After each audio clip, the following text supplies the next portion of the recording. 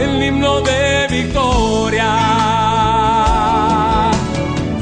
Cuando no estés frente al mar y lo tengas que atravesar, llama a este hombre con fe. En esta mañana, en este día, he titulado este mensaje Diferentes pero unidos. Somos diferentes, pero estamos unidos. Ahora sí ya me dio sed. Diferentes, pero unidos. ¿Tiene boletín? Ahí puede tomar apuntes.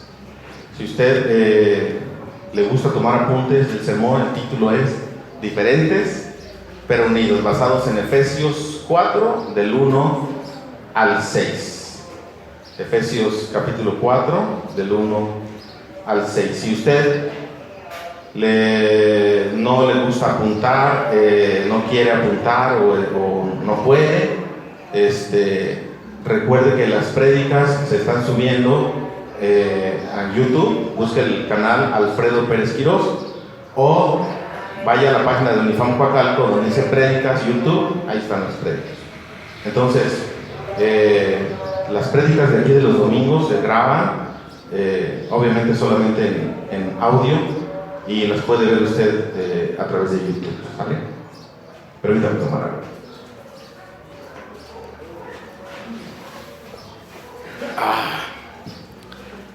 Muy bien. ¿Me extrañó? Sí. Ay, híjoles. ¿Y por qué no mandó un mensajito lo extraño, pastoral? ¿Quieren saber si los extrañé? Estaba extrañándolos, estaba bien triste, ni comía, ni dormía. Me invitaron 2 días a predicar a una iglesia de Calvary Chapel, de Capilla Calvario, son muy famosas allá. Y cuando estaba predicando me acordé de ustedes. Me acordé de ustedes y dije, no. Sí. No, es que ustedes me inspiran para yo predicar. Me inspiran. Dije, ¿y ahora a quién regaño? ¿Cómo los regaño?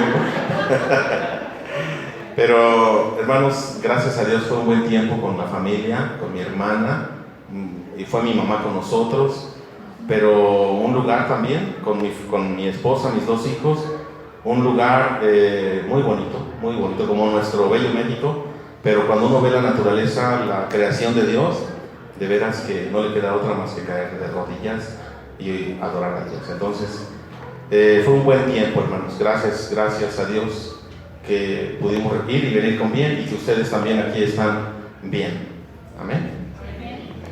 Bueno, hace poco tiempo tuvimos un retiro familiar. ¿Se acuerdan? Sí. Un retiro familiar donde aproximadamente 125 personas estuvimos en este retiro de 3 iglesias. La iglesia de Tecámac, el pastor Ricardo y su iglesia ahí, el pastor Abel de Aragón, y nosotros que llenamos los autobuses y todo estuvo rico, ¿verdad? Comimos juntos, nadamos juntos, les gané en waterpolo a todos, jugaron fútbol, básquetbol y demás. Estuvimos adorando a Dios juntos y pasando un tiempo, conociéndonos unos a otros de una manera un poquito más allá de lo normal, en un ambiente diferente, y de alguna manera también Dios habló a nuestras vidas. Es importante que entre nosotros haya un buen compañerismo, que entre nosotros tengamos una bonita amistad. Es importante que usted no sea un llanero solitario, no se aísle, sino que conformados como una iglesia unida, podamos nosotros funcionar de una mejor manera. Cuando usted tiene amigos en un lugar, a usted le gusta estar en ese lugar. Cuando usted se siente querido, atendido en un lugar, a usted le gusta estar en ese lugar. Y cuando sucede eso, cuando usted tiene amigos, cuando usted se siente a gusto, agradable en un lugar y se siente utilizado por Dios, déjeme decirle que cumplir los mandamientos de Dios es más sencillo, es más agradable.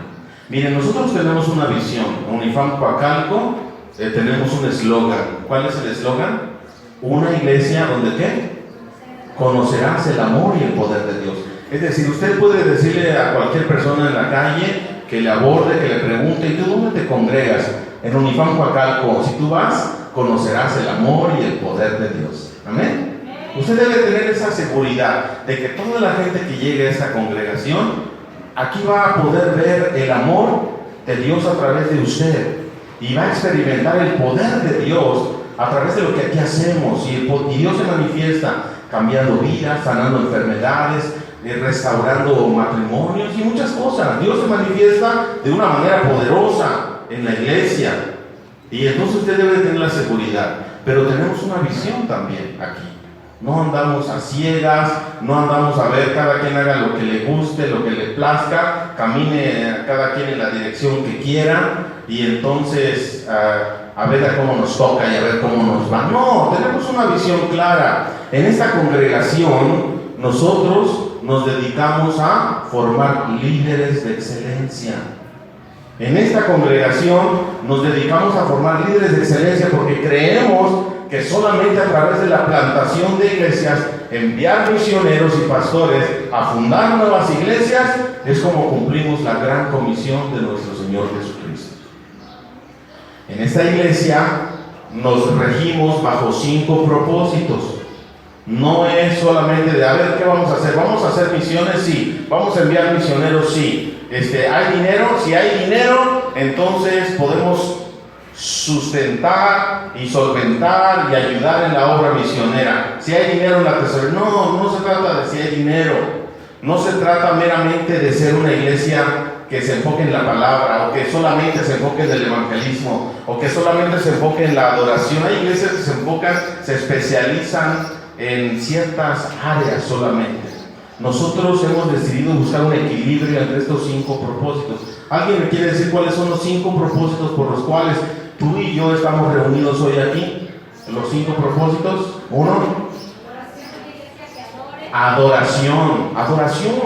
Nosotros, la adoración, algunos han dicho, abarca todo. Pero la enfocamos más ahora en el área del canto, la música, la alabanza que le llamamos, esta adoración. Somos una iglesia que adora a través de un grupo de alabanza musical y demás. Somos una iglesia que es importante para nosotros el aspecto de la adoración.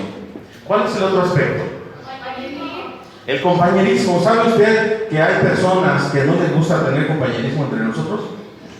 No les gusta. Oye, vamos a tener un convivio. Al rato, a las 4 de la tarde, tenemos un convivio. Van a hacer un culto, un servicio de despedida del pastor Ricardo, que se va a estudiar a Ciudad Juárez, a un seminario, a terminar sus estudios teológicos. Entonces, hermanos, es bonito que podamos juntos llevar cada quien comida y poder comer después del culto, comer todos juntos para despedir a Ricardo. Pero cuando les decimos, vamos a tener un convivio del 10 de mayo, convivio del Día del Padre, convivio aquí de traje, o kermés o lo que sea, hay personas y familias de aquí de la iglesia que dicen, oye, aquí qué, o sea, puro cotorreo, ¿no? Puro compañerismo. ¿Y dónde está el evangelismo? ¿Y dónde está la oración? ¿No? Muy espirituales me salen de repente. Pero el asunto es que es importante para Dios el compañerismo. Los 5 propósitos están en Mateo 22 y Mateo 28. Mateo 22, me parece que es 47, 46, 47. Le preguntan a Jesús, ¿cuál es el primero y más grande de los mandamientos? Eso se llama adoración, ¿verdad? Adorar a Dios. Adoración, de ahí sacamos el principio de la adoración. El segundo mandamiento es ¿cuál? A tu prójimo, es el compañerismo, ¿verdad? Amarás a tu prójimo como a ti mismo. Y de esta manera, cuando decimos que tenemos compañerismo entre nosotros, es decir que mi hermano Gabriel conoce a mi hermano Eduardo. Hermano Eduardo, ¿sabe quién es Gabriel? De este lado. Compañerismo.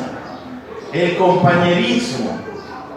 ¿Cómo es posible que somos una familia espiritual, pero no nos conocemos unos a otros? Cuando termina el culto y les digo, salúdense, acérquense a alguien que no conozcan, preséntanse, Digan, si ven a alguien nuevo, díganle: has llegado a la mejor iglesia del mundo, sea bienvenido usted, ¿dónde viene? ¿Cómo llegó? Preséntese y diga, y que la gente se sienta a gusto, que usted sea un buen anfitrión. Compañerismo. ¿De qué se trata de venir aquí con caras largas, con amargura en el corazón, con enojo, con pleitos unos con otros? Compañerismo del bueno. La tercer propósito por el cual existimos, ¿cuál es? Evangelismo. Dice Mateo 28, toda potestad ha recibido en el cielo y en la tierra, por tanto, ir y hacer discípulos, ¿verdad? Ir y hacer discípulos. A eso le llamamos nosotros una intencionalidad de ir y anunciar el evangelio, ir y compartir las buenas nuevas. Y el otro principio por el cual, otro propósito por el cual nos regimos, ¿cuál? El servicio, ¿sí? Ministerio o servicio. Dice bautizándolos. Cuando alguien se bautiza, viene a ser parte de la congregación, pero también alguien ejerce el ministerio para poder hacer ese discípulo. Entonces todos tenemos la responsabilidad de servir. Ministerio. El propósito por el cual nosotros existimos es para servir. Hace rato lo comentábamos en la escuela dominical. Para servir, estamos para servir. Y veíamos que hay cristianos de muchos años que no sirven, no sirven en toda la extensión de la palabra, no sirven en un ministerio y no sirven, como cristianos no sirven, porque el cristiano sirve y sirve dentro de la iglesia. Escúchame bien, el cristiano sirve dentro de la iglesia, no fuera de la iglesia, dentro de la iglesia. Es importante conocer lo que la palabra de Dios dice. Ministerio, y para nosotros es muy importante buscar ese equilibrio en que todos estemos sirviendo. Y el último propósito por el cual existimos es discipulado, enseñándoles que guarden todas las cosas que os he mandado, y etcétera, ¿verdad? Enseñándoles a que guarden, enseñándoles, discipulando, modelando. Transmiten no solo conocimiento, sino vida. Transmitimos vida. Y esto es Jesucristo como el modelo principal. Entonces, nosotros tenemos una visión. Y para poder llegar nosotros a formar líderes de excelencia, ¿qué tenemos que hacer? ¿Cómo tenemos que hacerlo? Tenemos nosotros que tener un buen fundamento como congregación, un buen fundamento entre nosotros para que podamos con más fuerza, con más entusiasmo, ir y cumplir con la gran comisión. Yo quiero compartir contigo 3 aspectos de diferentes pero unidos. Diferentes pero unidos. Más para allá porque me están... más para allá.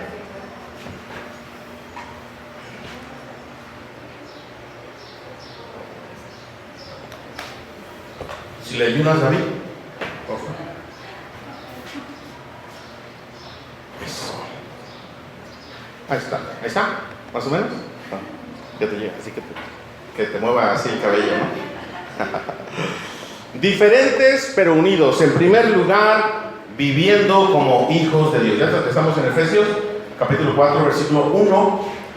Diferentes pero unidos, viviendo como hijos de Dios. ¿Qué dice el versículo 1?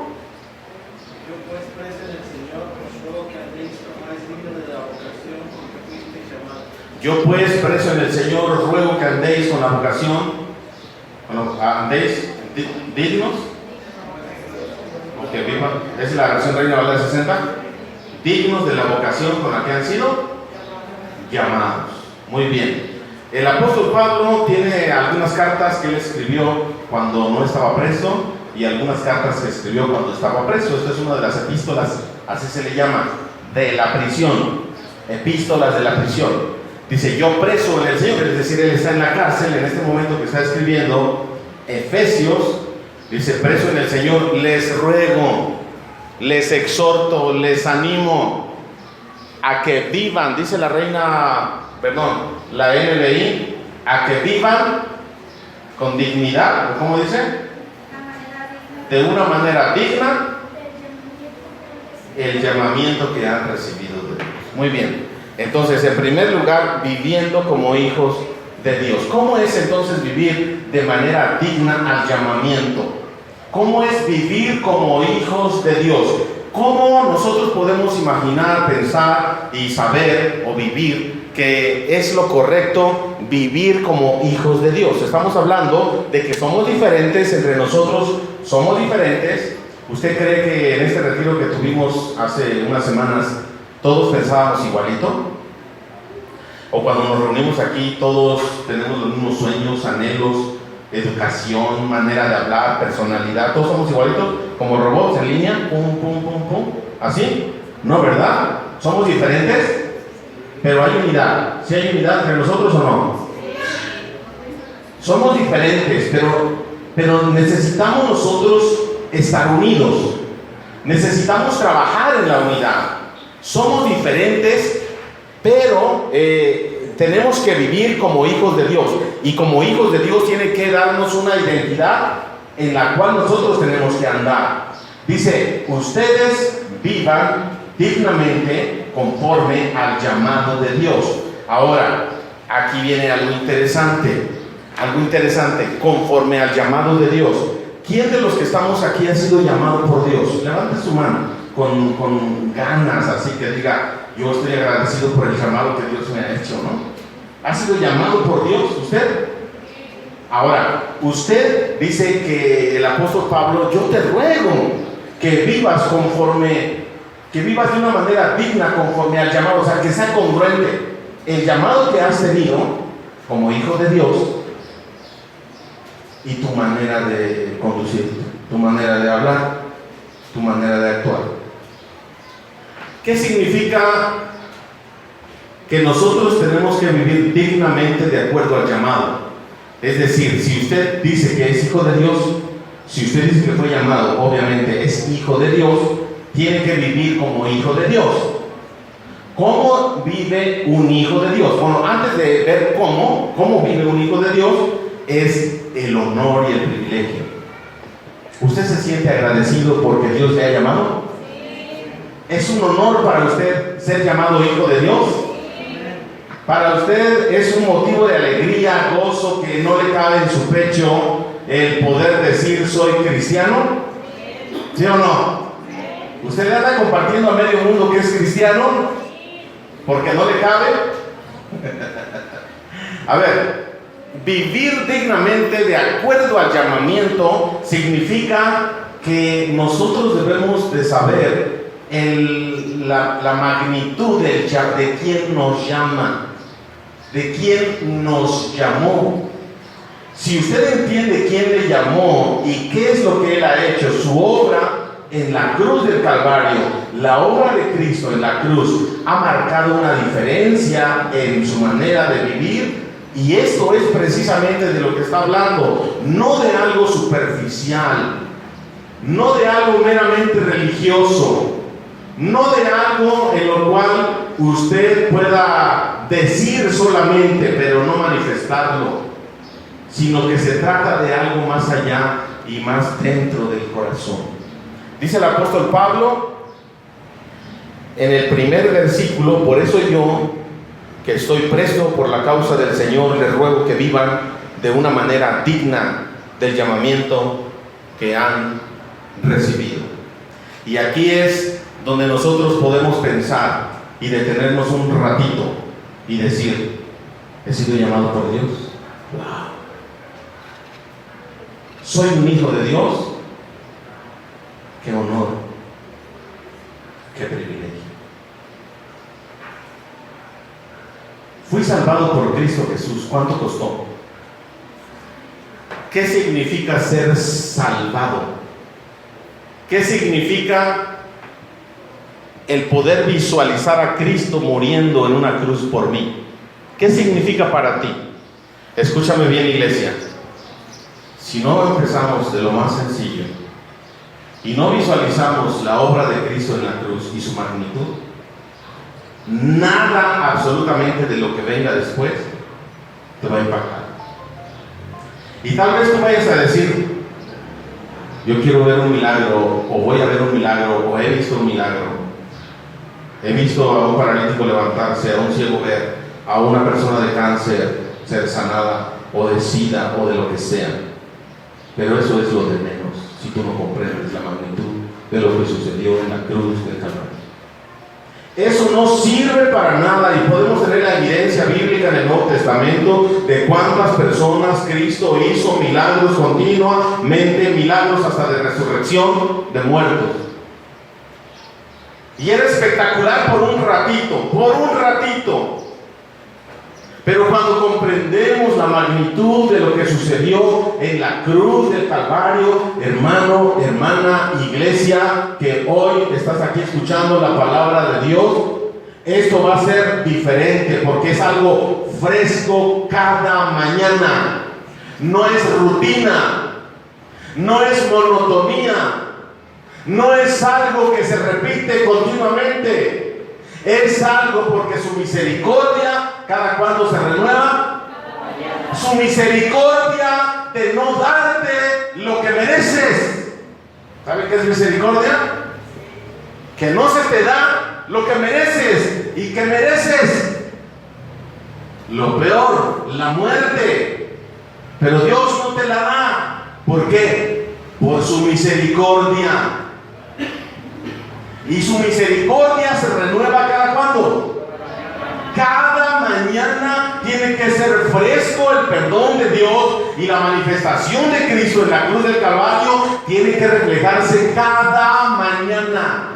Cada mañana. El cristianismo es algo fresco, es una relación continua, permanente, no es algo rutinario, no es religiosidad, no es vano, no es algo, ya lo hice ayer, ya lo hice antier, ya lo hice la semana pasada, ya me congregué por 5 años, ya no sé qué hacer, ya me da sueño, ya no escucho bien, etcétera, ¿verdad? No se trata de eso, hermano. Si te da sueño leer la Biblia, si te da flojera venir a congregarte, si te cuesta trabajo, ¿sabes qué? Algo está pasando en tu vida espiritual. No se trata si en el liderazgo de la iglesia están haciendo bien las cosas, si tu esposo, si la economía del país, si el presidente. No se trata de los demás.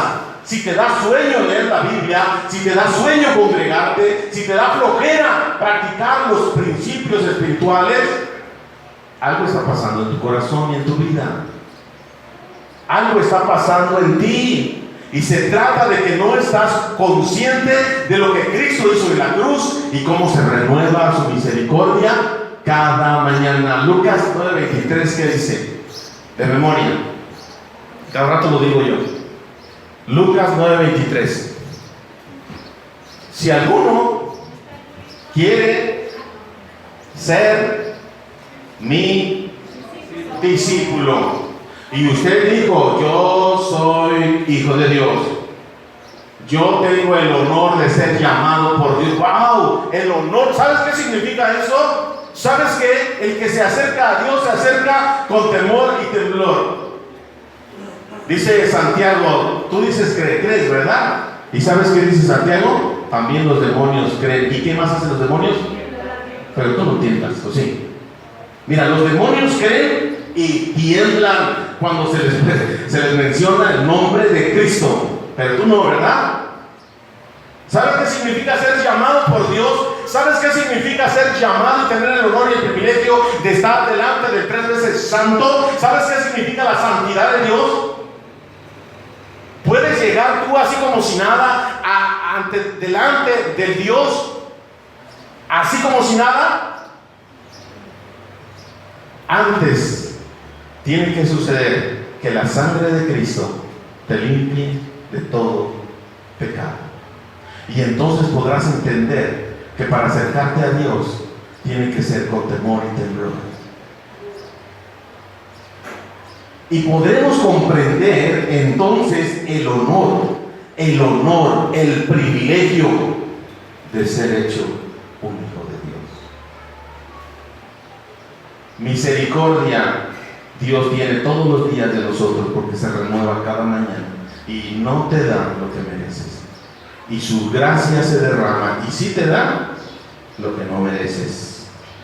El Espíritu Santo continuamente llenando tu vida, fortaleciendo tu vida, levantándote de esa situación. A eso se le llama gracia. que sí te da lo que no mereces, de su amor, de su justicia, de su fuerza. ¿Te das cuenta? Ahora, somos nosotros diferentes, pero estamos unidos viviendo como hijos de Dios, en una nueva naturaleza, en la naturaleza espiritual, en una nueva naturaleza, y es esa naturaleza espiritual. Cuando nosotros comprendemos la obra de Cristo en la cruz del Calvario, y entonces nosotros nos humillamos delante de Dios, y entonces nosotros le decimos que Él venga y nos dé una vida nueva, ¿qué sucede? Una nueva vida viene y tú tienes una naturaleza espiritual. De tal manera que Dios viene bendiciendo nuestras vidas y nos está diciendo ahora el apóstol Pablo en esta epístola que somos nosotros diferentes, pero que debemos de estar unidos en un concepto de hijos de Dios. Ahora, si ¿quién es hijo de Dios? Levante su mano. ¿Quién es hijo de Dios y tiene vida eterna? ¿Es un honor para usted? ¿Es un privilegio? ¿Seguro? Viva como un hijo de Dios, porque usted es diferente. Ahí sí es diferente a los que no son hijos de Dios. Su nueva naturaleza. Usted es diferente, pero no se crea mucho, sea humilde. Usted es diferente, es un hijo de Dios, es hijo del Rey de Reyes, del Creador de los cielos, del Creador del universo. Usted es hijo, usted es una hija. Entendamos eso, pero no entendamos así, sí, soy hijo de Dios, ya vamos. No, se trata de vivir como hijos de Dios, de vivir esa naturaleza espiritual, de vivir en ese nivel espiritual en el que hemos sido rescatados y llamados. En segundo lugar, diferentes pero unidos, viviendo como hermanos en Cristo. Ahí sí viene el aspecto de la conducta, versículos 2 y 3. ¿Qué dice? Versículos 2 y 3. ¿Qué les parece si vamos por partes? Vamos analizando cada palabra. Versículo 2. ¿Cuál es la primera palabra que dice cómo debemos ser? Humildes.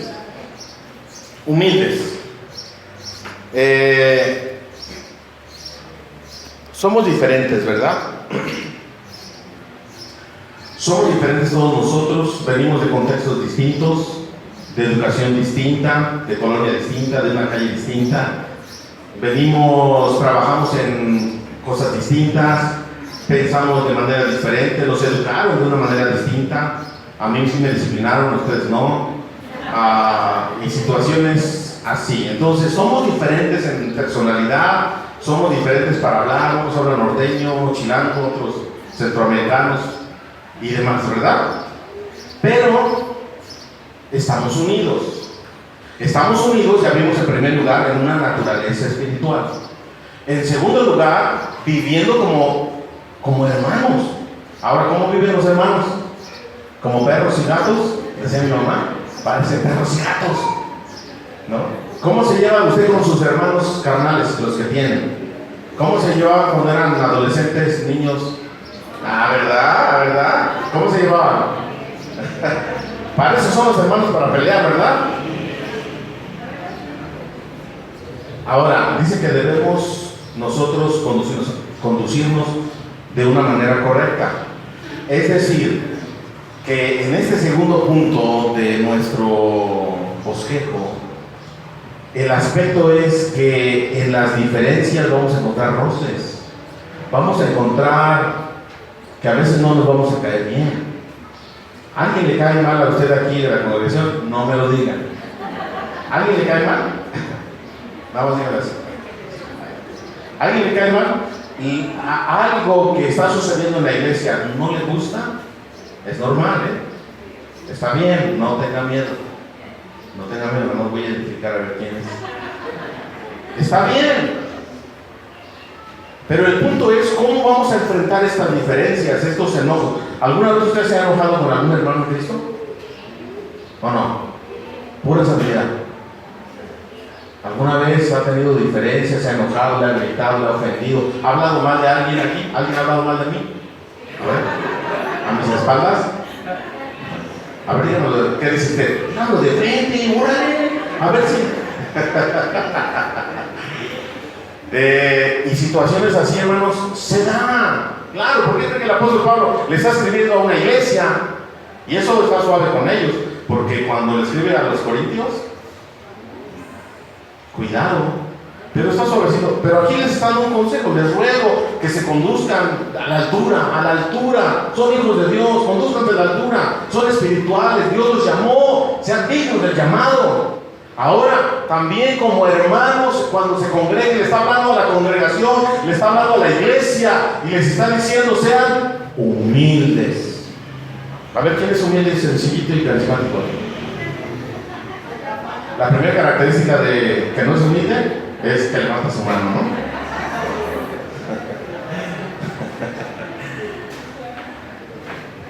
¿Qué significa ser humilde? Sencillo. Que no es orgulloso, que no menosprecia a nadie, que humilde, que reconoce sus errores, que pide perdón, humilde, que es una persona sencilla.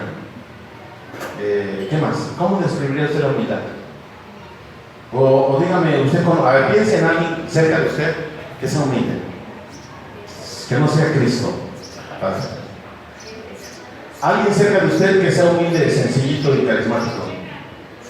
No me digan nombres, pero dígame, ¿cómo es? ¿Cómo es? ¿Cómo es una persona humilde? Que lo ofenden y no responde, que le dan un cachetadón y pone el otro. ¿Sí? Que te escucha, que está dispuesto a escuchar o a ayudarte. ¿Cómo es una persona humilde, hermana Georgina? ¿Usted es humilde? ¿Cómo es una persona humilde? Más o menos. Pero ser humilde es aceptar todo.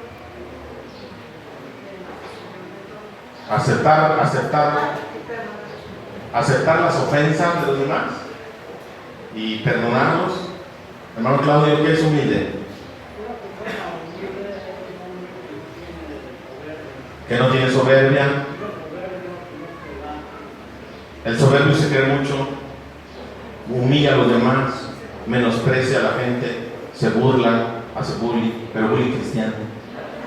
¿No? Bueno, más o menos tenemos una idea de lo que es humilde. Ahora sí, ¿usted es humilde? Porque aquí está diciendo que si somos hermanos en Cristo, debemos de ser humildes. ¿Usted se queda con eso o no? Para trabajarlo. ¿Sí va a trabajar en esa humildad?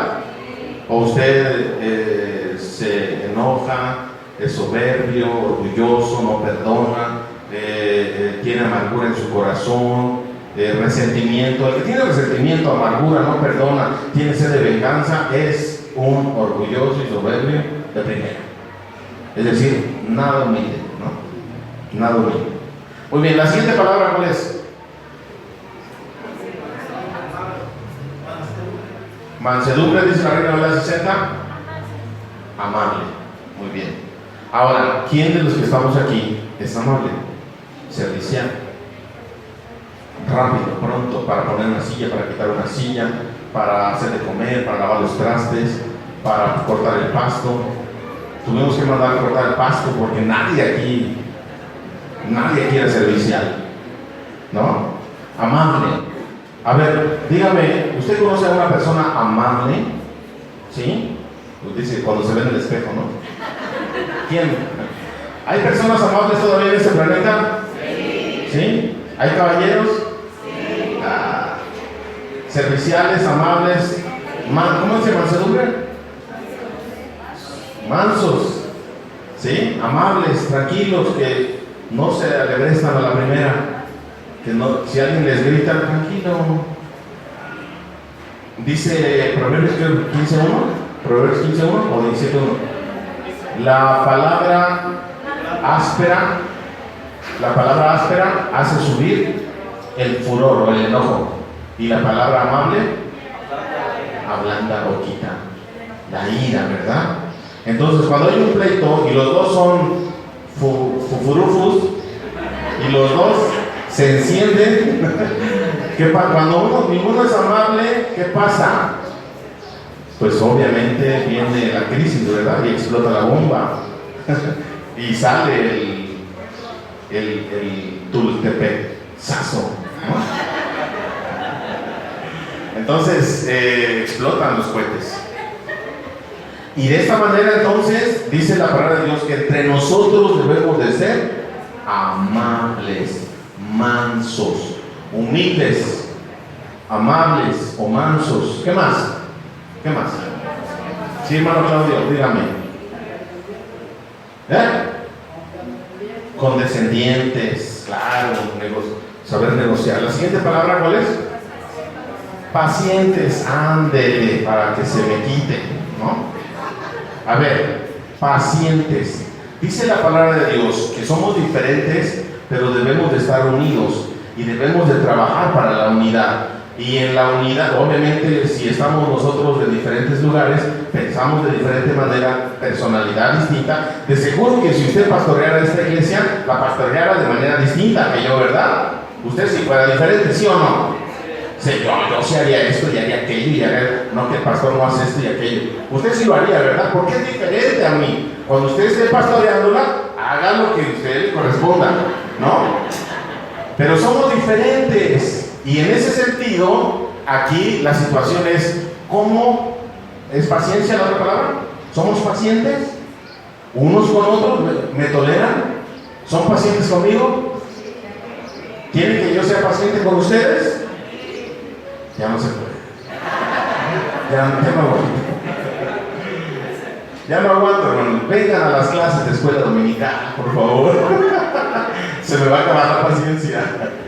Vengan a las veladas de oración, vayan a un grupo familiar. ¿Cuántas veces les he dicho eso? Por 17 años. Por 17 años, y lo sigo repitiendo y al ratito lo voy a hacer otra vez. ¿Sale? Pero la situación de paciencia, ahora, somos pacientes unos con otros, es decir, alguien te ha sacado de tus casillas, alguien te ha, ¿cómo se dice? Ya me llenaste, ¿qué? El buche de piedritas. ¿Cómo? A ver, dichos como esos, ya me llenaste el buche de piedritas. Ya fue la gota que derramó el vaso. ¿Cuál, Vicky? Ya me tienes hasta el copete, ¿no? ¿Qué más? ¿Qué otras frases usamos? Somos intolerantes, sí, porque no somos pacientes. No somos pacientes unos con otros. Ahora, ¿nos podemos equivocar? A ver, los de este lado, ¿creen que los de acá se equivocan más que ustedes? Pero los van a tolerar y los van a perdonar, ¿no? ¿Sí los toleran? ¿Van a ser pacientes con ellos? A ver, de este lado, ustedes saben que los de este lado son nuevos, ¿no? Sí, van llegando a la iglesia y pues traen prácticas que a veces no nos gustan, ¿no? Pero de alguna manera ustedes van a ser pacientes con ellos, ¿no? Ok, vamos a ser pacientes. Es un reto, es un desafío, ¿va? Vamos a hacer. ¿Cuál es la otra palabra? Ya tenemos tres: humildes, mansos, pacientes. Sí, la paz en amor, o dice la ¿qué? Ajá, tolerantes unos con otros en el amor de Cristo, ¿sale? En el amor de Cristo. Oh, aquí está una palabra clave.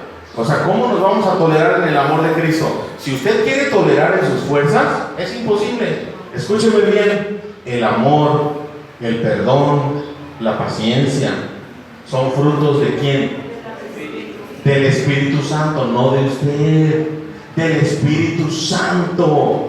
Usted en su propia naturaleza no puede generar perdón, ni tolerancia, ni paciencia, ni perdón. Usted no puede generarlo por usted mismo. Tiene que darle oportunidad al Espíritu Santo, porque ese es un fruto del Espíritu. Gálatas 5, 22 y 23. Mas el fruto del Espíritu es amor, gozo, paz, paciencia, benignidad,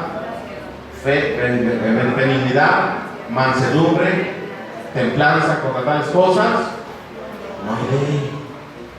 Entonces, de esta manera, si usted quiere tener amor, perdón, paciencia, tolerancia, deje que el Espíritu Santo fluya en usted. No se trata de lo que usted pueda hacer, se trata de lo que Cristo haga a través de usted. Por eso muchas veces decimos que es imposible y que no se puede, porque usted piensa en sus propias fuerzas. ¿Cuál es la siguiente palabra? El versículo, ya acabamos el versículo 3. No, versículo 2. Ahora el versículo 3.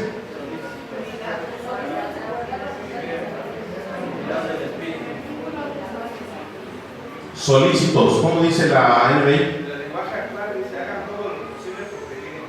Hagan todo lo posible, todo lo que dependa de ustedes, por vivir en paz. ¿Qué significa vivir en paz? Que no estén en pleito. ¿Sale? Algo no les gustó, ya generó un pleito, ya generó un chisme, ya está hablando más de la otra persona. Algo no le gusta y ya dice, ay, ¿qué voy a hacer? Ya deja de venir a la iglesia, ya deja de asistir al grupo familiar, ya deja de venir a las veladas, a la escuela dominical o al culto. ¿Quién se perjudica si usted no viene, si usted no va? Usted mismo, usted mismo. Entonces, en lo que dependa de nosotros, que el vínculo, obviamente el Espíritu Santo, el vínculo en el vínculo de la paz. Tengamos esta unidad, somos diferentes, pero estamos unidos en una conducta cristiana, en una conducta aquí entre nosotros. En esta iglesia se respira armonía. Dígame. Se respira paz. Sí. Dije que le pusiera su celular en modo avión, no su cerebro. ¿Sale? ¿Y qué más tenemos aquí? Somos una iglesia donde la visión y el propósito avanzan formando líderes de excelencia a través de la armonía que nosotros reflejamos y vivimos. Cuando una persona nueva, cuando tenemos un invitado, cuando tenemos a personas que llegan a esta congregación, ¿cómo nos califican? Como una iglesia unida, amable, amorosa, que hay un buen compañerismo. ¿Qué ha escuchado usted de la mejor iglesia del mundo? ¿Qué dicen de nosotros? Dígame.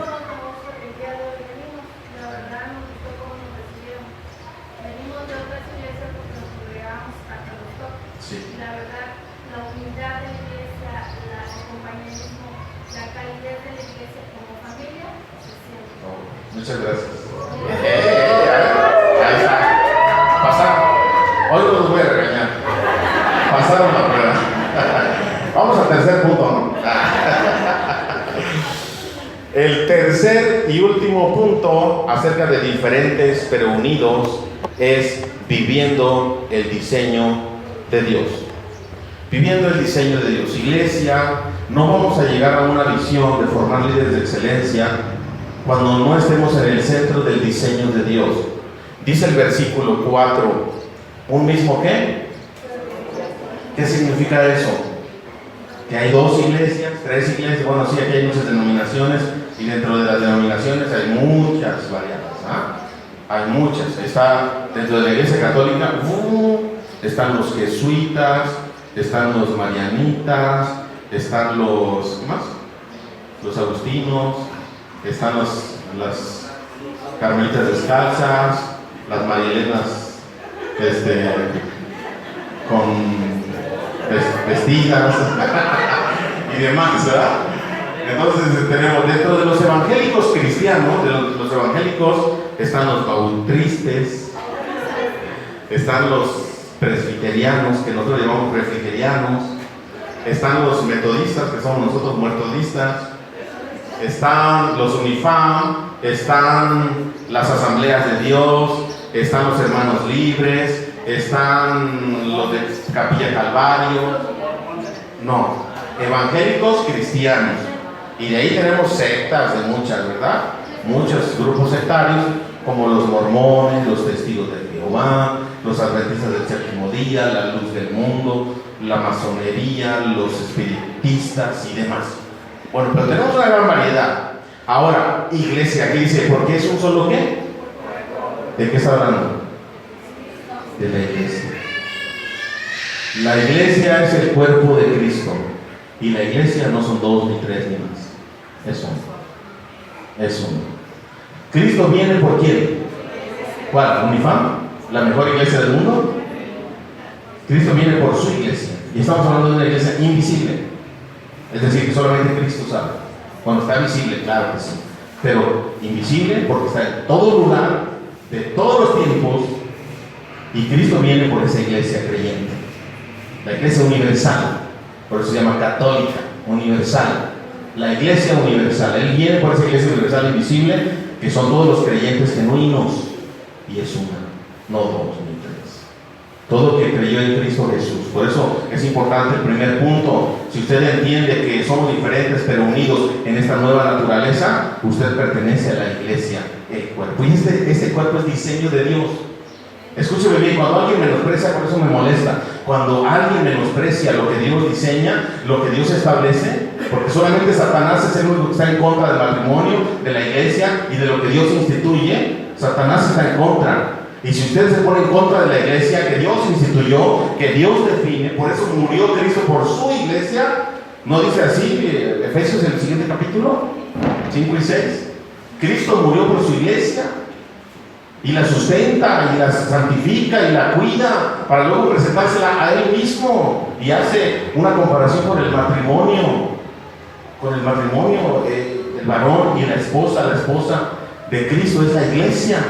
Y es importante porque si nosotros tomamos en cuenta la seriedad de lo que significa la iglesia, usted va a tener un panorama y una visión distinta de congregarse, de servir y de dar fruto en la congregación donde Dios le pone. Entonces este es diseño de Dios, no es mío, ni de los padres de la iglesia, ni de los apóstoles, de nadie. El diseño de la iglesia es de Dios. Por eso dice un solo cuerpo, que es la iglesia. Y luego dice un mismo ¿qué? Espíritu. ¿Cuál es la función del Espíritu Santo en este momento para nosotros?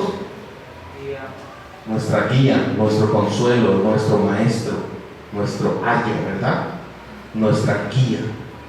Él es el maestro, hay un solo maestro. Cuando nosotros decimos, estamos en un mismo pasaje y alguien lo interpreta de una manera y otro lo interpreta de otro, ¿a quién debemos acudir para que nos dé unidad en eso? Al Espíritu Santo. Él es el autor intelectual desde el Génesis hasta el Apocalipsis. Es el maestro que nos enseña todos los días. Es un solo Espíritu, no dos ni tres. Es uno solo. Uno solo. Por eso estamos hablando de la unidad y del compañerismo entre nosotros. Un solo Espíritu. Tenemos de la siguiente manera el diseño de Dios. ¿Qué más? ¿Una misma qué? Esperanza. ¿Qué significa eso? Una misma esperanza. No son dos esperanzas. Tú y yo tenemos una misma esperanza. ¿Cuál es esa esperanza bienaventurada? Que Él viene pronto por ti y por mí, y que nos ha dado vida eterna y que estaremos con Él viéndole cara a cara por una eternidad. Y esto es una esperanza. No son dos ni tres. No son dos cielos, no son dos eternidades, es una sola y es la esperanza de todo aquel que cree. Si tú y yo comprendemos eso, estamos en el diseño de Dios y entonces vamos a vivir esa unidad, diferentes pero unidos en una misma esperanza. La esperanza bienaventurada de que el Señor viene pronto, de que las profecías se están cumpliendo y de que entonces nosotros estaremos con Él porque Él así lo prometió, no porque tú seas muy bueno. Mira, de entrada, si perteneces a la mejor iglesia del mundo ya tienes buen chance, pero solamente es a través de Cristo. Al final el filtro será Cristo en tu vida, y esto es el Espíritu Santo sellándote para vida eterna. Y luego entonces tenemos un solo ¿qué? Ándele, un solo Señor. ¿Y será bueno tener un novio cristiano o no cristiano? Y vas y le preguntas ¿a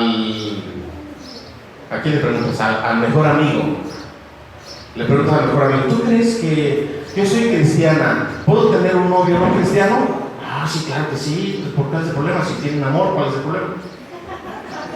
Y luego Segunda a los Corintios capítulo 6, y dice: no se unan en yugo desigual, porque qué comunión tiene el agua con el aceite. Y luego los padres cristianos y los pastores les decimos: cuando quieras orar, cuando quieras leer la Biblia, pues obviamente tú eres cristiana y él no va a ver, no va a checar y demás.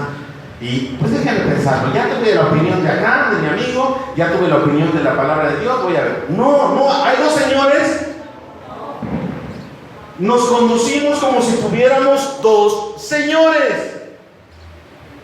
El mandamiento de la palabra de Dios, en toda la extensión de la palabra, los mandamientos de Dios, los ponemos en una mesa para discutir si todavía están vigentes o no, si se pueden interpretar de esa manera o no. Y lo que nos conviene lo interpretamos de una manera, y lo que no nos conviene lo interpretamos de otra, de tal manera que pareciera que viviéramos dos señores.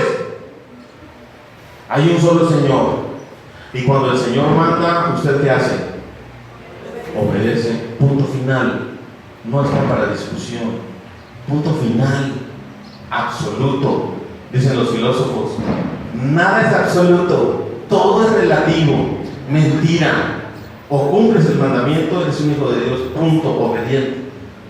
Punto final. No hay. Es absoluto. No hay discusión. Y no significa que seamos cerrados a la discusión y que no nos pongamos a estudiar y que no dejemos opinar. No estamos hablando de eso. Estamos hablando de cuando Dios manda, ¿nosotros qué? Punto. Ahí sí. ¿Por qué se pone a discutir los mandamientos de Dios? Mire, usted dice: yo no discuto, yo no obedezco ya, ¿no? Aquí está el punto: un solo Señor. Si usted es un hijo de Dios, obedezca. Obedezca. Si usted ha entendido el costo de la cruz, si usted ha entendido lo que significa que Dios dejó su divinidad, se despojó a sí mismo y vino y se hizo hombre como usted y como yo, usted le va a obedecer. Punto. De lo contrario, ¿qué tipo de cristiano le podemos llamar a eso? Alguien que dice: yo esto sí lo obedezco, esto no, esto sí, esto no. ¿Cómo? ¿Usted está escogiendo qué obedecer o qué no obedecer? Y hablamos de diezmo, y hablamos de mentira, y hablamos de congregarse, y hablamos de servir, y hablamos de llevar fruto, y hablamos de hacer discípulos, y hablamos de tantas cosas, ¿verdad? Esto sí y esto no. ¿Cómo? ¿Qué tipo de cristiano entonces? Dime, ¿cómo te describes como cristiano? ¿Un cristiano que obedece en algunas cosas y en otras no? ¿Qué tipo de hijo eres? ¿Qué tipo de honor le das al que murió en la cruz? ¿Qué tipo de honor y privilegio tienes al ser un hijo de Dios? Sigamos, ya estamos para terminar. Una sola fe. ¿Qué significa una sola fe? ¿Hay dos caminos para llegar a Dios? Dicen algunos: todos los caminos nos llevan a Roma, ¿sí o no? Todos los caminos nos llevan a Dios, ¿es correcto? Solamente Unifam, ¿sí? ¿Solamente Unifam nos lleva a Dios? La religión sí nos lleva a Dios. ¿Usted practica una religión? ¿No? Bueno, Asociación Religiosa 2214, diagonal 16. Somos una asociación religiosa. ¿Usted no practica una religión? ¿No? ¿Somos una religión o no? ¿Somos religiosos? Bueno, practicamos la religiosidad, que es otra cosa. Ser muy farisaicos o legalistas es una cosa, por eso es la religiosidad. Pero ¿practicamos una religión? Claro que sí. Somos una religión. La palabra religión viene del latín religar, que significa reunir de alguna manera a personas. Y la religión, el propósito de la religión de congregarnos es buscar la presencia de Dios. En ese sentido, en el Nuevo Testamento tenemos que se llamaban la eclesía, que significa llamados a una asamblea. Por eso hay una denominación que se llama Asamblea de Dios. llamados a una asamblea, eso es lo que significa eclesía, llamados afuera,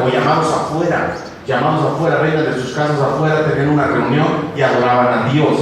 Eso es en el griego, eclesía. Y eso se traduce también como un aspecto de religión, algo religioso. No es malo, eso no es malo. Practicamos una religión, somos de la religión evangélica cristiana que nos llamamos UNIFAM, o Familias Unidas en Cristo. Y pasar a la línea de religiosidad es otra cosa, eso es otra cosa. Pero nosotros entonces tenemos en ese sentido una sola fe y un solo camino. ¿Cuál es el camino correcto? Cristo. Cristo Jesús, solamente Cristo y nadie más. Por eso es una sola fe. Una sola fe. Si usted ya me dice que Cristo y las obras, está equivocado. Que Cristo y algo más, está usted equivocado. Que Cristo y el servicio, no, está usted equivocado. La única fe y la única manera de salvarse es a través de Jesucristo, punto. No hay otra manera. No hay otra manera. Y es estando vivos, ya muertos, ya aquí vas a creer ya muerto. Muy bien. Un solo bautismo. El bautismo aquí no está hablando meramente del bautismo en agua, está hablando del bautismo en el Espíritu Santo.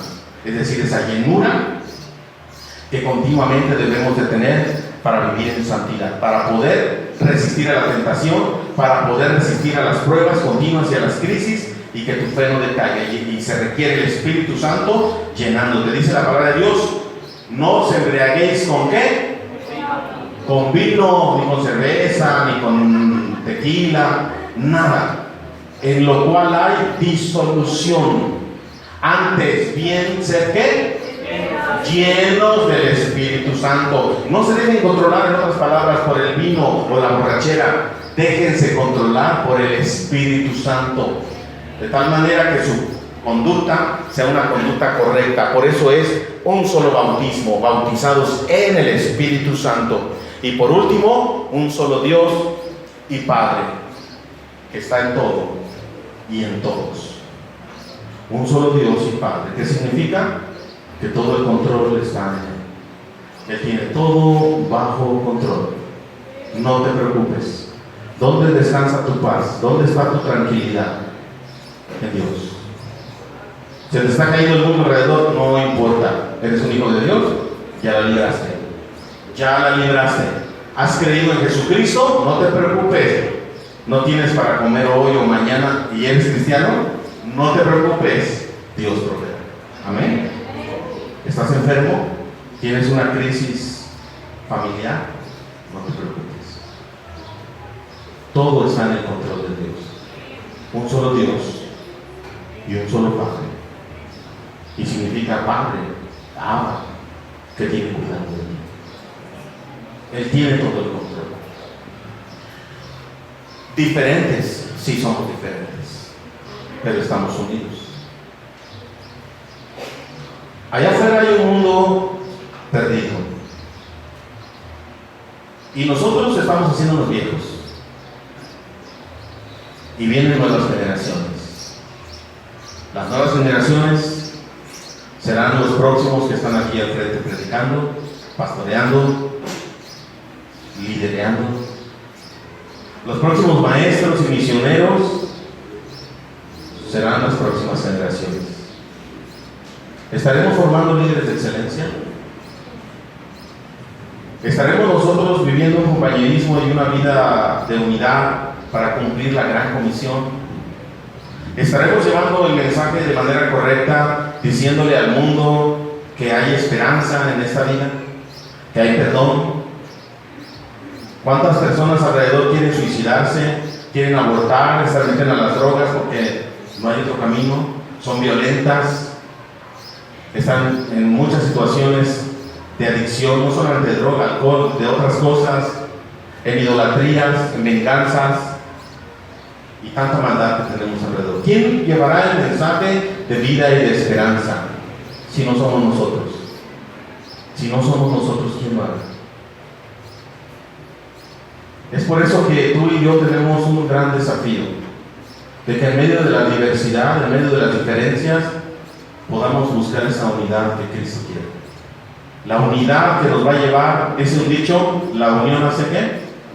La fuerza. Queremos plantar nuevas iglesias. Queremos enviar misioneros. Queremos formar pastores y predicadores, maestros y líderes. ¿Cómo lo haremos si no estemos unidos nosotros? Dice Juan, ¿se acuerda de la oración de Jesús? Juan 17. Juan 17, me parece que es 22 y 23. Juan 17, 22 y 23, el Señor Jesús está orando por los discípulos, pero dice: también te pido los que han de creer después de ellos, o sea, nosotros, para que sean uno, para que su unidad sea perfecta, dice el Señor Jesús, así como tú y yo somos uno, que ellos sean uno. Dice: cuando sean uno, el mundo conocerá, el mundo sabrá que son mis discípulos, cuando se aman los unos y los otros. El mundo va a conocer que Dios tiene poder y que Dios es un Dios real cuando tú y yo mantengamos esta unidad. Busque la unidad, no va a llegar solita. Trabaje por la unidad, perdone, sea humilde, sea tolerante, sea paciente. No va a llegar solito. Decida hacerlo en el nombre de Jesús y por el poder del Espíritu Santo. De lo contrario,